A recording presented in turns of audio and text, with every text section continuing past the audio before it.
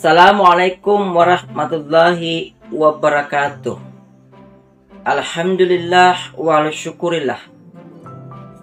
Segala puja dan puji bagi Allah, karena berkat rahmat dan hidayahnya lah sehingga Anda dan saya masih diberi kesempatan untuk kembali bersua kembali dalam acara spesial ini, dan tetap bersama dengan saya di channel Dr. Ari Tulung. Pemirsa yang budiman, pada kali ini saya tidak akan berbagi ilmu hukum dengan saudara-saudara pemirsa, tapi saya ingin mengajak saudara-saudara pemirsa untuk berdiskusi dan introspeksi diri 2021 tentang apa yang terjadi selama 1 tahun. Saya ingin mengajak kita melakukan kilas balik, ya, kembali ke belakang, menengok ke belakang, kejadian-kejadian apa saja yang menarik perhatian kita sehingga menggugah hati nurani kita. Membaca suatu sumber berita dari CNN Indonesia. Ini saya baca pada tanggal 17 Oktober 2021. Saya bacakan ya. Saya menemukan 6 kejadian menarik. Bukan lagi menarik karena sudah sering terjadi.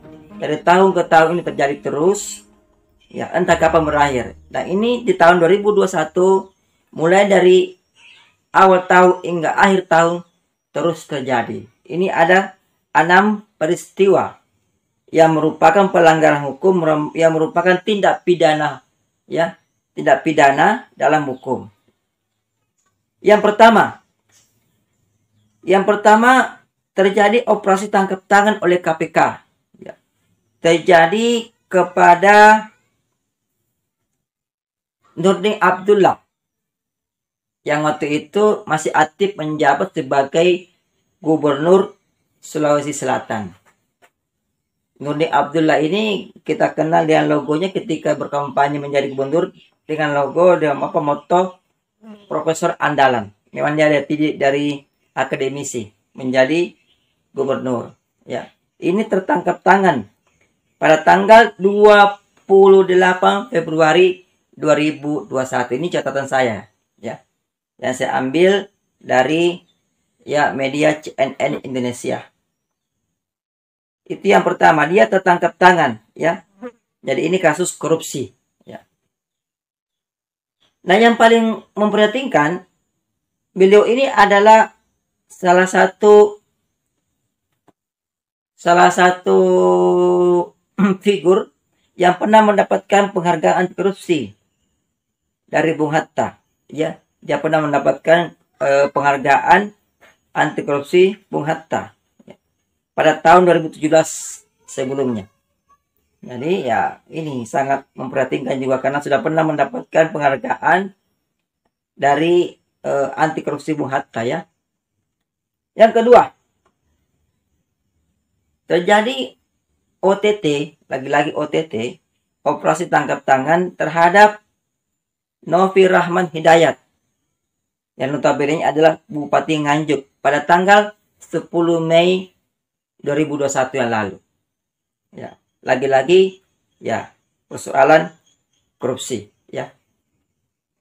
Yang ketiga, terjadi OTT, operasi tangkap tangan terhadap Puput Tantriana Sari. Beliau ini adalah Bupati Probolinggo, ya. Pada tanggal 31 Agustus 2021. Jadi ini makin, ya, makin maju, makin ada lagi, ya. Ini tertangkap tangan, ya. Kemudian berikutnya, tertangkap tangan Dodi Reza Alex, ya. Ini dia adalah Bupati Musi Banyuasin pada tanggal 16 Oktober 2021. Jadi tertangkap tangan ini, ya, masalah korupsi juga, ya. Yang kelima, terjadi OTT terhadap Budi Sarwono. Budi Sarwono ini adalah Bupati Banjarnegara. Ya. Pada tanggal 3 September 2021. Ya. 3 September 2021. Kemudian berikutnya, yang keenam, terjadi tangkap tangan.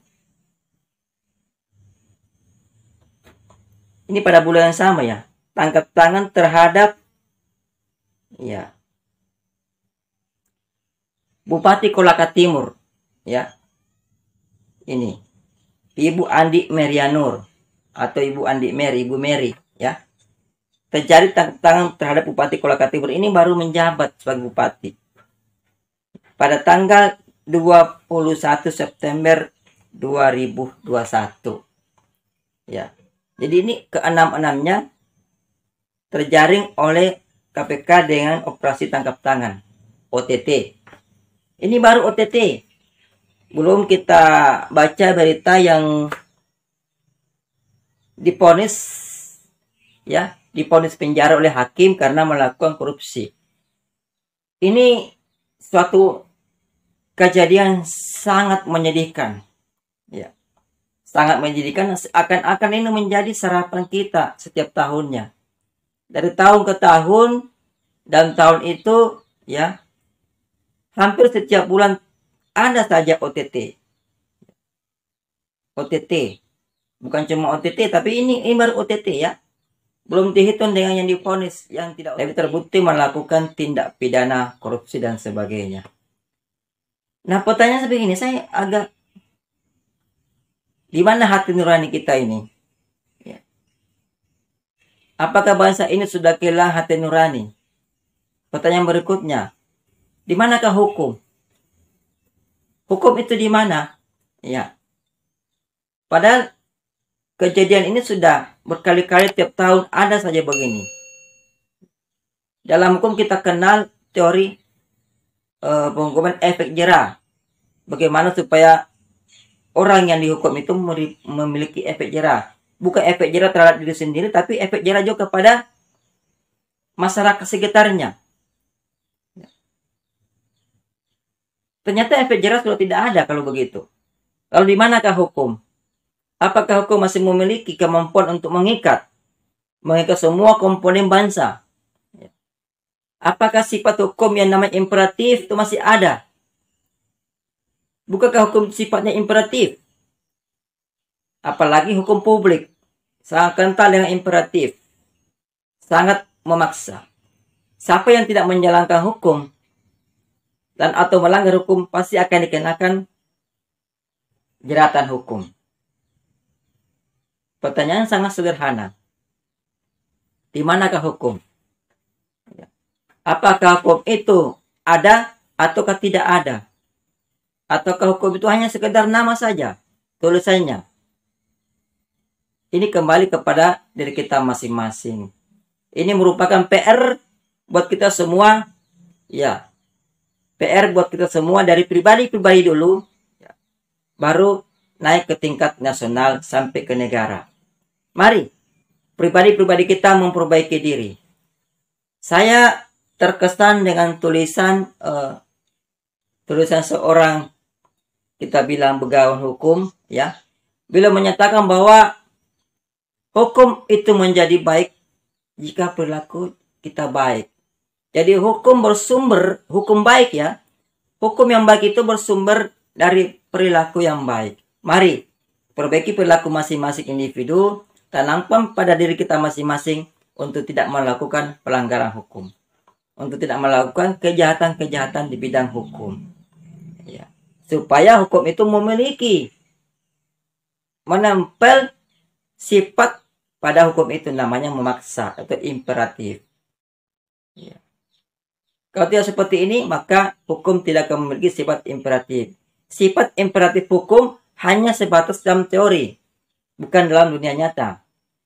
Kalau tidak kembali kepada mari berperilaku baik agar membentuk hukum yang baik. Hukum yang baik tidak terbentuk dari kalimat-kalimat hukum saja. Bukan itu patokannya.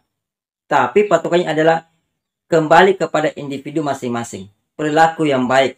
menjadikan hukum itu baik. Baik, untuk hari ini sekian, singkat dan jelas. Saya hanya ingin mengajak kepada pemirsa budiman untuk mari introspeksi diri sendiri masing-masing ya. Saya sengaja mengulas balik kejadian-kejadian tahun ini supaya ada ya introspeksi dari setiap individu ya, termasuk pembicaranya tentunya ya, agar ketika menjadi salah satu peran dalam kehidupan berbangsa ini, kita tidak melakukan perbuatan yang dapat mencemarkan nama bangsa. Sekian dari saya. Wassalamualaikum warahmatullahi wabarakatuh.